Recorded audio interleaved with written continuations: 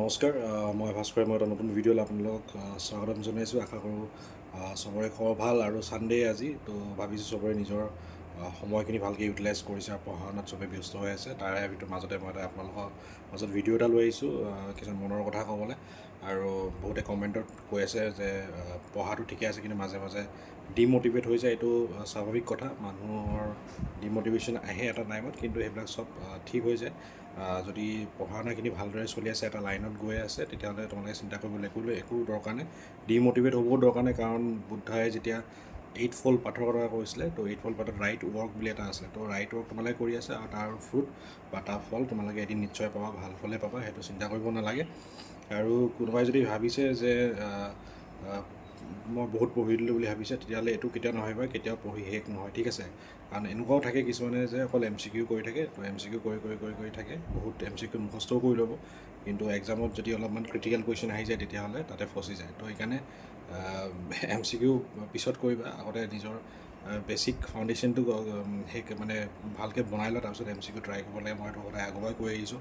মই কেতিয়াও MCQ কেতিয়াও মই প্ৰথমৰ পৰা কৰাটো কেতিয়াও ছাপোৰ্ট নকৰোঁ। সদায় নিজৰ যোনটো আমাৰ টেক্সট বুক থাকে, তো বুক কিছুমান আছে, তো চবেই জানা লুচেণ্টৰ কথা সদায় মই কৈ থাকোঁ। তো লুচেণ্ট হওক বা শৈলেন বৈশ্য হওক, তো যিকোনো বস্তু তোমালোকে এনেকুৱা কিতাপবিলাক পঢ়িলে তাৰপিছত তোমালোকে MCQ কৰিলে ভাল। কাৰণ যেতিয়া MCQ কিছুমান এনেকুৱা হয়, কেতিয়াবা তোমালোকে 2-3খন বুক যেতিয়া কম্পেয়াৰ কৰি পঢ়িবা, তেতিয়া কিছুমান বুকত ইনফৰ্মেশ্যন বেলেগ থাকে, কিছুমান বুকত বেলেগ থাকে। তো তেনেকৈ কৰিলে তোমালোকে গুগলত যেতিয়া চাৰ্চ কৰিবা, তোমালোকে কোনটো শুদ্ধ সেইটো ওলাই পৰে, ঠিক আছে। তো সদায় 2খন কিতাপ কম্পেয়াৰ কৰি পঢ়িবা যিকোনো এটা টপিক ল'লে।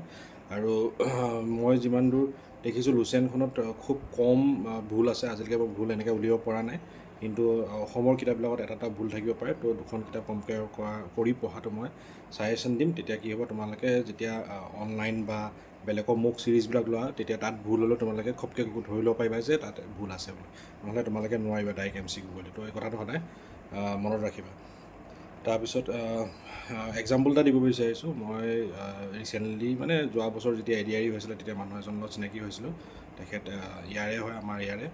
চ' তেখেতৰ নামটো মই কৈ দিছোঁ, সঞ্জীৱ বাৰতীদা বুলি আছিলে। তো তেখেত মোৰ ছাবস্ক্ৰাইবাৰ হয়। চ' তেখেতৰ বয়স এৰাউণ্ড 35-36 মান হ'ব। তো তেখেতে ইমান এটা বয়সত চাকৰি এটা পাইছে, কিন্তু কেতিয়াও আশা এৰি দিয়া নাছিলে।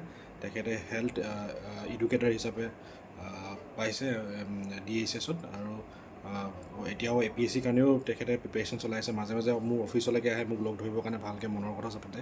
তেতিয়া মই এটা কথাই ভাবিছিলোঁ, মানুহৰ ইচ্ছা শক্তিটো মেইন হয়, বয়স কিমান হৈছে সেইটো দৰকাৰ নাই। তো যাৰ বয়স 22 বছৰ 23 বছৰ হৈছে, তো সিহঁতে ইমান জল্দি ডিম'টিভেট হ'ব দৰকাৰ নাই। কাৰণ ইমান এটা এইজৰ মানুহে যদি ডিম'টিভেট হোৱা নাই, লাগি আছে, তো তোমালোকে ডিম'টিভেট হ'বলৈ একো নাই। কাৰণ তোমালোকৰ আগত বহুত বছৰ পৰি আছে, ঠিক আছে। তো এতিয়াৰ পৰা ডিম'টিভেশ্যন হ'বলৈ কোনো কথা নাই বুলি মই ভাবোঁ।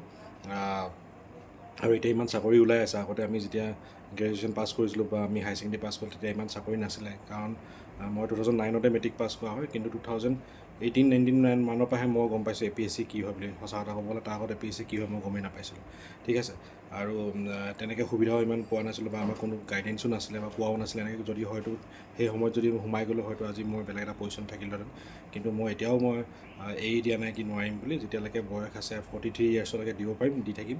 আৰু যদি ভাগ্যত আছে হৈ যাব, সেনেকৈ পজিটিভকৈ লৈছোঁ কথাবিলাক, ঠিক আছে। আৰু যিকোনো এটা বস্তু যেতিয়া তোমালোকে চেলেঞ্জ হিচাপে ল'বা, এলবাৰ্ট আইনষ্টাইনে কৈছিলে যে যিকোনো এটা এডভাৰ্চিটি চিটুৱেশ্যনত, যেতিয়া ডিফিকাল্টি চিটুৱেশ্যনত তোমালোকে পৰা, সেইটোত কেতিয়াও পিছ হুহকি যাব লাগে। কাৰণ ডিফিকাল্টি চিটুৱেশ্যনবিলাকত কিছুমান অপৰচুনিটি লুকাই থাকে। যেনেকৈ ক'ভিডৰ সময়ত মানুহে বহুত ডিফিকাল্ট চিটুৱেশ্যনত আছিলে, কিন্তু সেইখিনি সময়ৰ পৰা মানুহে বহুতখিনি বস্তু শিকিলে। আৰু আজি কোনোবাই বিজনেছ কৰিবলৈ শিকিলে, কোনোবাই ভাল ব্লগ বনাব শিকিলে, কোনোবাই ডেন্স কৰিব শিকিলে। তো যিকোনো চিটুৱেশ্যনত মানুহক এটা শিক্ষা দিয়ে, এটা লেচন দিয়ে, আৰু সেই শিক্ষাৰ পৰা আমি সদায় কি কৰিব পাৰোঁ, আগুৱাই যাব পাৰোঁ, ঠিক আছে। তো সেইখিনি আছিলে ডিম'টিভেট হ'লে। আৰু সদায় কওঁ, কাৰো পঢ়ি শেষ নহয় কেতিয়াও, আৰু তোমালোকে কেতিয়াও নহয় মোৰ চব শেষ, মই এতিয়া এক্সাম দিব তেনেকুৱা নহয়। আজি যদি মই 2টা কুৱেশ্যন মই উল্টাই সুধিলোঁ তোমালোকক, তেতিয়া ভাবিব মোৰ আৰু পঢ়িব আছে, তেনেকুৱা লাগিব, ঠিক আছে। তেনেকৈ আমাৰ অফিচতো হয়, পঢ়ি থাকে আমাৰ ষ্টাফৰে, কিছুমানে পঢ়ি থাকে, গ্ৰেড 4 কৰি আছে তেখেতলোকে পঢ়ি থাকে। আৰু যেতিয়া মই যাওঁ চাওঁ কি পঢ়ি আছে, 2টামান কুৱেশ্যন যদি সুধি দিওঁ, তো আকৌ সি ভাবিব মোৰতো পঢ়াই হোৱা নাই, তো তেনেকৈ ভাবি লয়, ঠিক আছে। আকৌ পঢ়িবলৈ ষ্টাৰ্ট কৰে। তো তেনেকৈ হয় বস্তুবিলাক, কেতিয়াও পঢ়ি শেষ নহয়। তোমালোকে খালি চেষ্টা কৰা, বেছি ভাবি নিদিয়া। বেছি ভাবি থাকিলে সদায় মানুহৰ পাকত পৰি থাকে। তো সেয়াই ক'ম।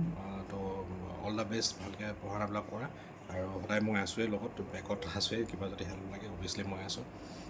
ইমানখিনি লেভেললৈকেতো পাৰিম, কাৰণ নিজে ক্লিয়াৰ হৈছে কাৰণে ক'ব পাৰিছোঁ আজি। যেতিয়া APSC মানে ক্লিয়াৰ হ'ব, তেতিয়া আকৌ সেইবিলাকৰ ওপৰতো ক'ব পাৰিম। নোহোৱালৈকে মই যিকোনো বস্তুত কেতিয়াও মাত নামাতোঁ, কাৰণ নিজে সেই পজিশ্যনটো পাই লোৱাৰ পাছত কৈ ভাল লাগে। ঠিক আছে, তো আজি ভিডিঅ'টো ইমান আছিলে। ধন্যবাদ। জয় অসম।